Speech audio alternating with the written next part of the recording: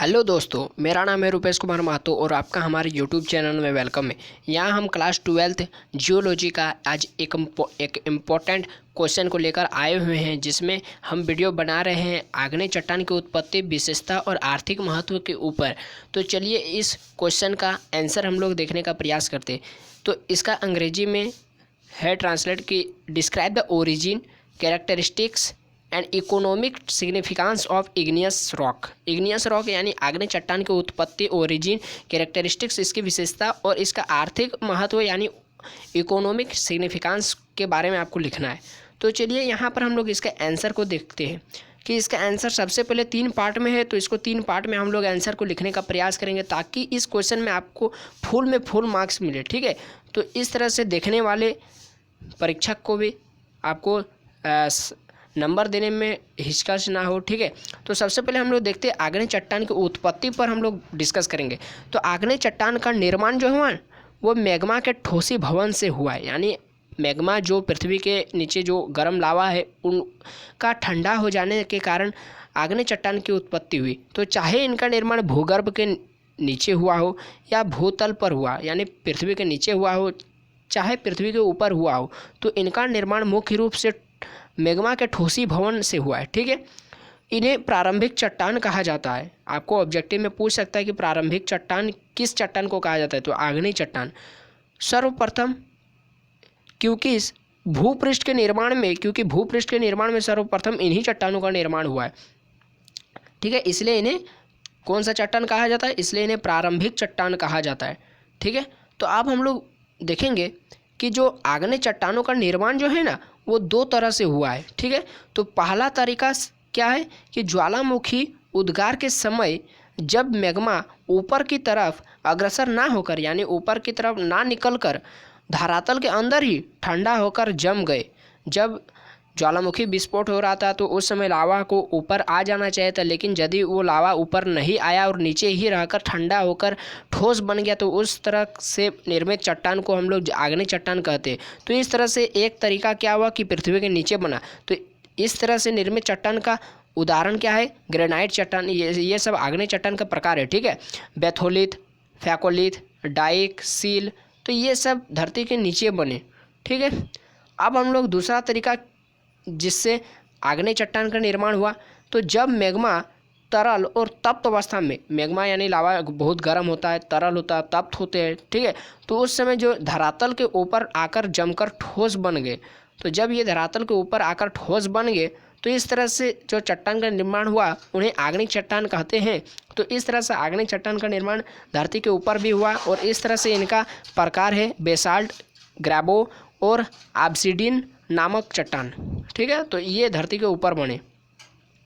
तो इस तरह से यहाँ पर ये पॉइंट ख़त्म हो गया जिसमें हम लोग उत्पत्ति के बारे में देखें कि आग्नेय चट्टान का उत्पत्ति किस प्रकार हुआ। अब हम लोग दूसरा पॉइंट आग्नेय चट्टान की विशेषताओं को लिखेंगे। ठीक है, आग्नेय चट्टान की विशेषता, तो सबसे पहले इनका निर्माण किस तरह हुआ वो भी एक विशेषता बन जाता है।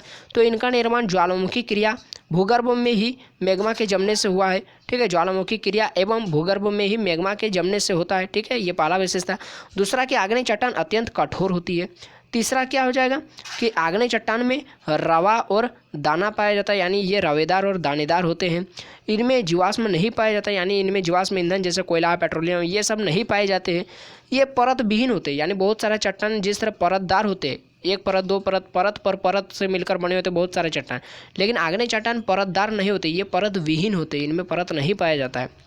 तो इस तरह से यहाँ पर 5 आप विशेषता लिख दीजिए, काफ़ी है। ठीक है, इसमें आपको फुल मार्क्स मिलेंगे। फिर यहाँ पर देखते हैं आग्नेय चट्टानों का आर्थिक महत्व।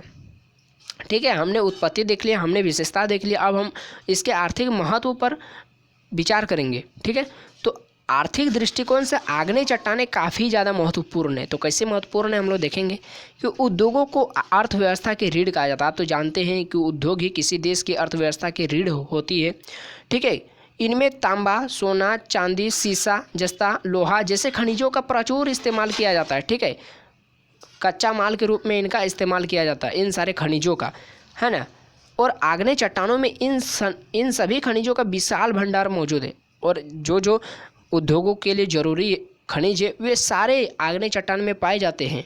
तो इनके अलावा, इन सारे खनिजों के अलावा कौन कौन और भी पाया जाता है आग्नेय चट्टान में? क्रोमियम, निकल, टीन और टंगस्टन की भी थोड़ा मात्रा पाया जाता है, ठीक है, किसमें? आग्नेय चट्टान में। तो इस तरह उद्योग को लिए ये काफ़ी ज़्यादा महत्वपूर्ण उद्योग की आवश्यकता को पूरा करती है आग्नेय चट्टान। तो अब हम लोग देखेंगे आग्नेय चट्टान के प्रमुख प्रकार ग्रेनाइट और बेसाल्ट है। हम जानते हैं कि आग्नेय चट्टान का बहुत अभी प्रकार हमने देखा था कि जो धरती के नीचे बने थे तो उसमें ग्रेनाइट था और धरती के ऊपर बने थे इसमें बेसाल्ट था। तो ये दो महत्वपूर्ण प्रकार है, ठीक है। तो जिस तरह घर का बड़ा बेटा और छोटा बेटा सबसे ज़्यादा चहेता होता है, उन पर ही माँ और बाप का सबसे ज़्यादा गुण जाता है।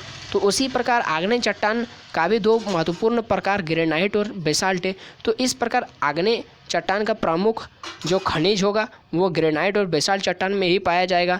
तो ग्रेनाइट चट्टान में देखते हैं कि कौन कौन सा खनिज कितना % पाया जाता है। तो ग्रेनाइट चट्टान में जो है ना वो 52.3% फेल्सपार पाया जाता है, ये खनिज है, ठीक है। फिर 31.3% क्वार्टाइज पाया जाता है, 11.5% अभ्रक पाया जाता है और 2.4% हार्नब्लैंड और लोहा 2% पाया जाता है, ठीक है। और साथ ही साथ 0.5% में बहुत अन्य खनिज पाए जाते हैं। उसके बाद बेसाल्ट। तो बेसाल्ट चट्टान में कौन कौन से खनिज कितने % पाए जाते हैं? फेल्सपार पाया जाता है 46.2%, अगेट पाया जाता है 36.9%, ये सब खनिज का प्रकार है, ठीक है। फिर ओलिविन पाया जाता है 7.6%, फिर लोहा पाया जाता है 6.5% और अन्य खनिज पाया जाता है 2.8%। तो इस तरह से हमने इसका आर्थिक महत्व पर विचार किया और हमने इसका विशेषता देख लिया, फिर हमने इसका उत्पत्ति देखा। तो इस तरह से इस क्वेश्चन का आंसर खत्म होता है। तो इस क्वेश्चन पर आपको 5 से 6 नंबर मिलेंगे। तो ये क्वेश्चन आपको कैसा लगा, इसका आंसर आपको कैसा लगा, आप हमको कमेंट बॉक्स में बताइए।